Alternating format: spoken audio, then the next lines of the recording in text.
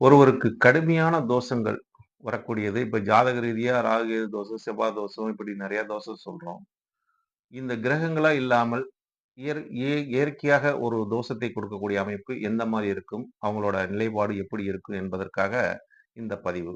அதாவது ஒருவருக்கு கடுமையான இருக்கறதிலே மிகப்பெரிய தோஷம் எதுன்னு கேட்டீங்கன்னா, பிறரை வஞ்சிக்காமல் இருப்பது, பிறருக்கு துரோகம் செய்யாம இருப்பது, பிறரை தன் கால் செருப்பை கொண்டு அடிச்சா மிகப்பெரிய தோஷத்தை ஏற்படுத்திக் கொள்வார்கள். அதனால நம் காலில் இருக்கும் செருப்பை எடுத்து ஒரு கோபத்திலோ, ஒரு ஆத்திரத்திலோ, நமக்கு தெரிஞ்சவரோ, தெரியாதவரோ யாரா இருந்தாலும் அவங்க நம்ம அடிச்சிராம இருப்பது நமக்கு ரொம்ப அ நல்லது. அப்படி அடிச்சுட்டா மிகப்பெரிய தோஷத்துக்கு ஆளாகி விடுவார்கள்.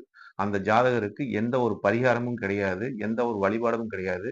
அந்த அடிச்ச ஜாதகர்ட்ட ஒரு மன்னிப்பு கேட்கணும். இல்லாட்டி அவருக்கு பாத பூஜை செஞ்சா தான் இதுக்கு விமோச்சனம். இது சாஸ்திரத்துல சொல்லப்பட்ட உண்மை.